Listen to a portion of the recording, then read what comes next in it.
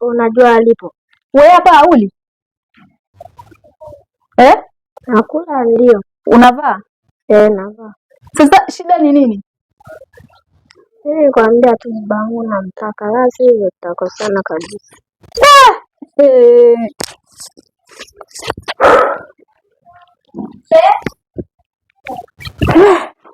Hii changamoto kwa kweli.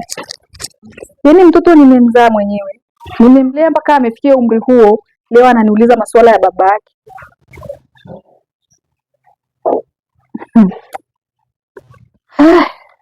Hii dunia imebadilika.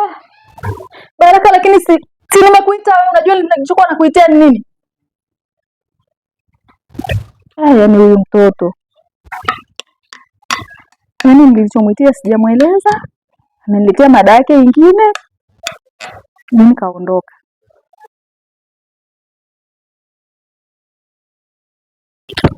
Yuko sawa kuulizia babake, maana kiukweli hamjui wala hajamuona. Lakini kwa alichonifanyia yule baba, sitamani hata mwanangu amjue. Na nitapambana mpaka dakika ya mwisho. Siko tayari amfahamu. Kiza cha moyo wa mama kijawahi kuwa kizito hivi. Sauti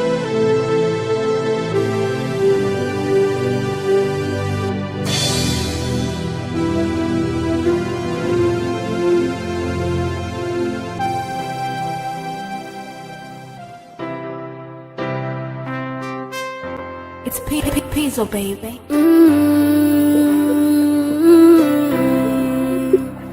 Nila nikikaa na kuwaza mama. Frank.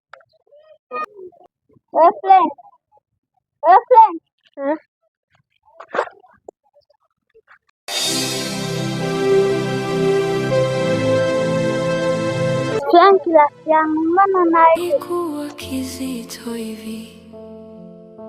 Sauti za upekiza ile jambo nilikuwa nakuambia mama yangu, yani tu anamwambia anasita kunielewa. Kila siku aga ananipiga. Kila siku nikimwambia aga anasita. Sasa najaribu sana baba hiyo kwa wapi mama naye anajua, ila ananifichaga tu. Lakini mimi ni rafiki yako. Usijali, rafiki yako ni kwa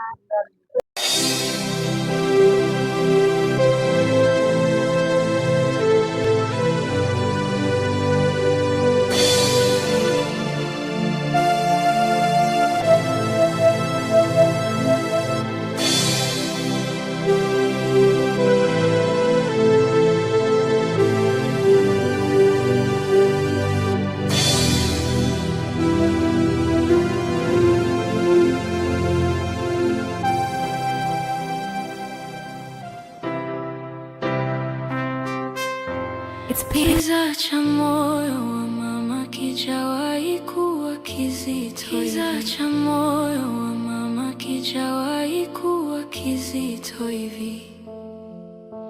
Sauti za upepo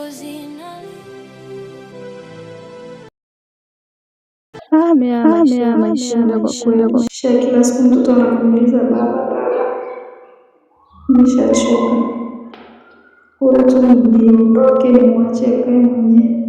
Mara mwanangu anaondoka, lakini sio kwa kupenda, moyo unaniuma, najisikia vibaya anaondoka na kuacha mwenyewe.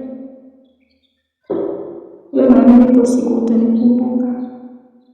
Nikuachia picha hapo na shuka ya soma nikuandikia hapo. Kwa heri mama. Kiza cha moyo wa mama kijawahi kuwa kizito hivi. Sauti za upepo zinalia. Sauti za upepo si hapa kofia yake ameiacha kabisa, atakuwa ameenda. Mama.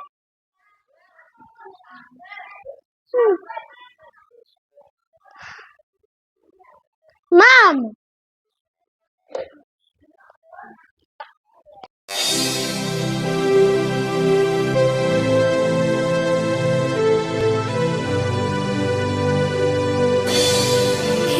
cha moyo